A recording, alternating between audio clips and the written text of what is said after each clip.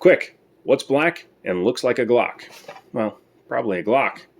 How you guys doing? Joe here. Thanks for checking out another video on the channel. If you are new to the channel, I do firearm reviews twice a week in long form, and I do a video every day in short form. So make sure you get subscribed, hit the bell, all that fun stuff, so that you can check out stuff like this, the upgraded 2022 version of the Glock 44. Ooh, 22 long rifle. Ooh, yeah.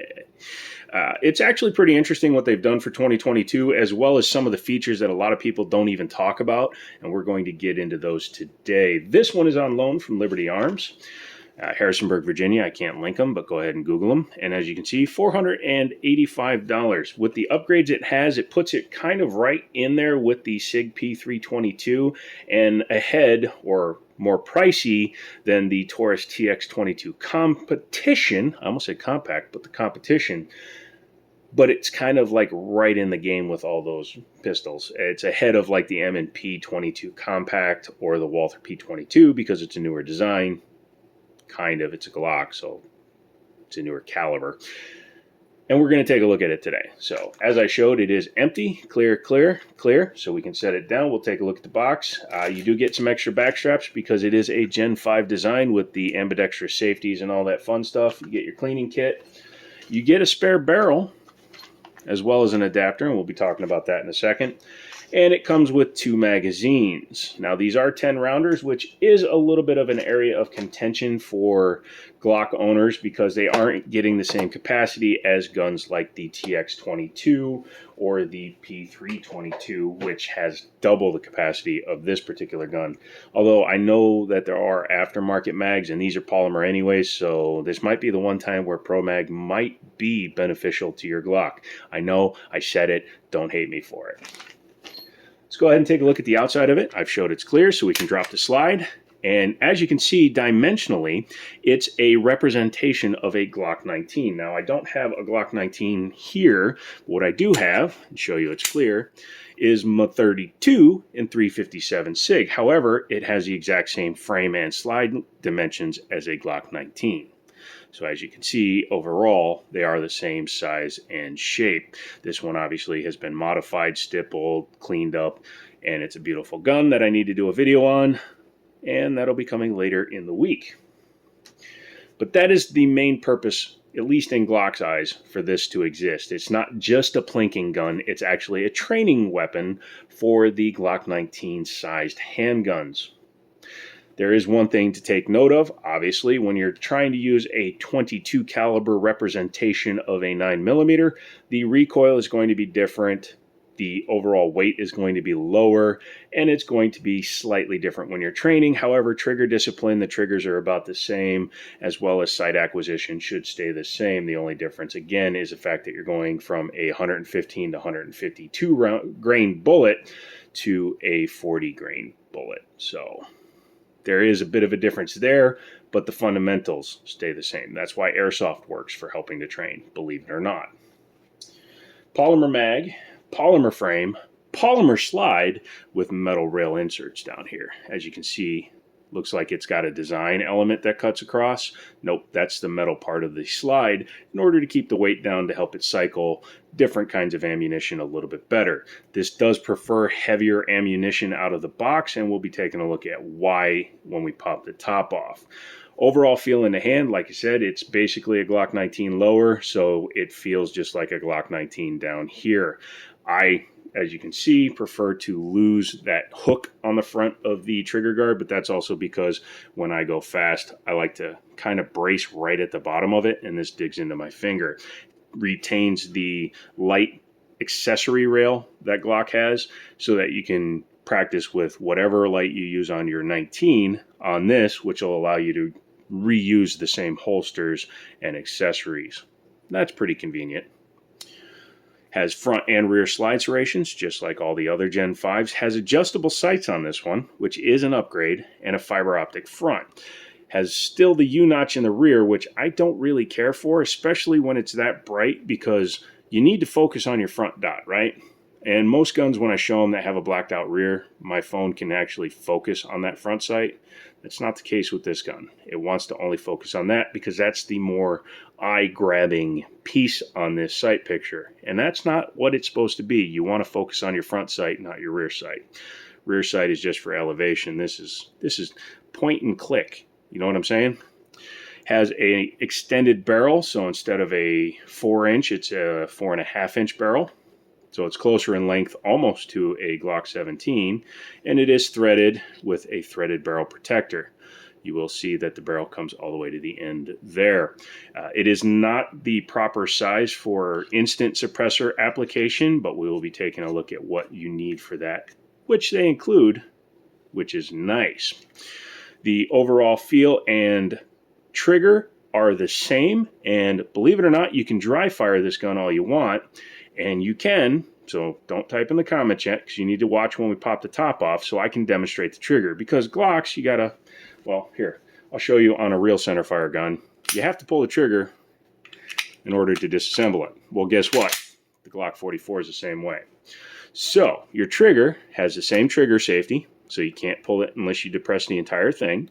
And once you do, you have that little bit of slop, and it is slop in a Glock. It's not take up. It's doing stuff in there, so it just feels a little wrong.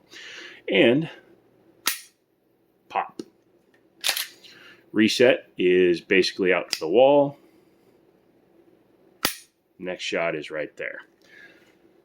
Now, some folks say you shouldn't mess with your triggers.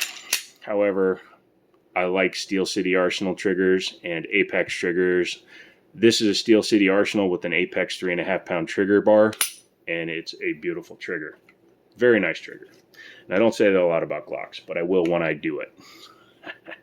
Follow for more tips. But yeah, the trigger feels fine. Feels just like a Glock 19, to be honest. The reset is a little bit lighter, but I can still feel it. And the next shot is fine. Texturing, again, it's those pyramids that they adopted after Gen 3, and it feels fine. Yeah, no real complaints there. I would buy that little rubber block off plate because when the magazine is inserted, you do have that open area there. Sometimes you can get your fingers pinched in there. 10 rounders though, that's a negative. But they are at least easy to manipulate because they do put these big plastic hold downs or finger pushy thingies. I'm technical here on the Jiminy Show, that you can push down in order to load the magazine. What do you say we pop the top off? Because I've been talking for like 7.5 minutes, and I'm sure you guys want to see the insides of this thing to see what makes it different from a standard 22 long rifle. In order to do that, first thing we'll do, lock it back, check it. Okay, she's empty. But you do need to take the threaded barrel adapter off. You technically don't have to do this until after the slide is off the top. So if you feel safer not putting your hand in front of a barrel until after you've taken the slide off, even though I've showed clear, that's totally up to you. So standard disassembly method. Trigger pulled to disengage the striker, and then you push your tabs down and your top comes off. That's another place where this is different from like a Walther or other fixed barrel guns, because it uses a standard Glock lower. That is nice. It again gives you a more accurate feel to an actual Glock. Some manufacturers will use a third party to manufacture their gun that looks like one of their guns. GSG, German Sports Group, manufactures a lot of look-alike guns, but they're all fixed barrel guns. So you don't get 100% accurate recreation, so your training isn't as good. Here's your recoil spring and guide rod, and as you can see, this is one of the reasons why the slide is a little bit tighter than most 22 LRs, because it's using the standard double springs with a metal guide rod. A lot of these tend, and again, I'm being general here, tend to have blowback function, just because, again, 22 LR is not a very, very powerful round. Now we can take out the barrel. And here's where I can show you why this gun is 100% safe to dry fire. You see on the back of the chamber here, this open air area, as well as down there. Well, in a center fire cartridge, you have a striker that would be coming out directly in line with the barrel. And that would go into the air. That's why it's safe to dry fire. Don't believe people that tell you not to dry fire. Well, Glock knew that people would probably want to dry fire this gun so that it gives you even more time to practice. So they went ahead and notched the block that the chamber sits in so that the striker will come forward and hit nothing. So instead of hitting a piece of metal and having the chamber be a little bit farther back, they just went ahead and notched it so that you don't accidentally smack the back of the chamber and damage your firing pin. That's a beautiful thing to do. Show you one thing real quick. In this bag, you get the second barrel. The reason they give you the second barrel is in case you want to run this in a more traditional Glock 19 size. The barrel no longer sticks out. So if you don't care about having a threaded barrel on it and you want a more accurate size depiction, you run your second barrel. And as you can see, it is serialized, which we don't do in the United States, but this is a world sold gun, so it's serialized the same as the other barrel. So all three components are serialized. Actually, now that I'm looking at it, this barrel is a different serial number. Huh. So yeah, that's probably why it has this documentation in it. See, this is why we learn stuff together, kids. That's why we learn stuff together. Let's go ahead and look at that. Yep, there you go.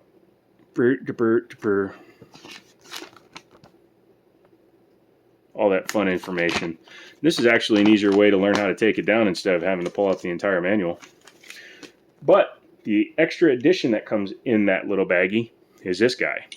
If you want to run a 1/2x28 thread pitch suppressor, you just add this to the end of the barrel, and then boom, you have a 1/2x28 thread. Now it doesn't come with another thread protector, so if you are going to run this one, you'll want to add another thread protector. If you look down in the comments, I actually have a threaded barrel protector, or yeah, threaded barrel protector for 22 long rifles in my Amazon links, so check that out if you're going to run that.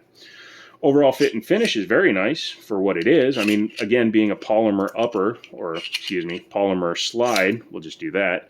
It's very well finished. You can see how they have the inserts in there. Then you have your striker tube, your drop safety, and obviously your firing pin block, whatever you want to call it, that holds the extractor in. Pretty neat, pretty simple. Rear plate, nothing fancy. Again, the frame is just standard Glock. It's sized differently with your drop block in there for the 22 barrel and the catch on the bottom of it. But other than that, 100% standard Glock. Reassembly is just the same as taking it apart. Make sure the spring is parallel to the slide. Take your slide and your frame, run them together, and you're good to go. So yeah, pretty neat, pretty awesome, as I would like to call it. And yeah, not 100% sure who provided that barrel now. If it was Glock, I wonder why they didn't try to serialize it to match, or at least put like an A suffix or a B suffix or something. If you know, down in the comments, put it there. But overall, I like the improvements they've added for 2022. It doesn't take anything away from the previous versions of the gun. I'm sure those versions work fine. But it also, if I'm not mistaken, only adds a little bit to the cost. And putting a threaded barrel in a gun usually adds $100 to $150 on its own. So having the secondary barrel for $485 with fiber optic sights and adjustable rear sights, this could be a win. I may have to buy one of these, just take it out to the range for a few days and see what I think of it. I've said in a lot of videos, I may not be a Glock guy, but I do respect them. They run.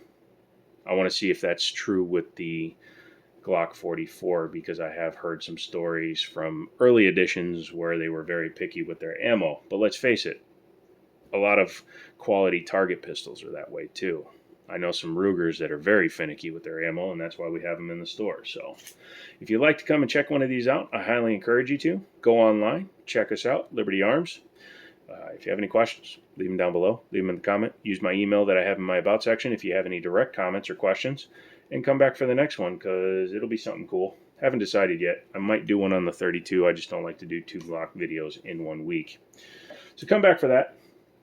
Enjoy the shorts as I keep putting them up. Some will be educational. Some will be inflammatory. And some will just be me being a dumbass. So whatever your taste, I usually cater to it. Come back for another one, and as always, I'll talk to you later.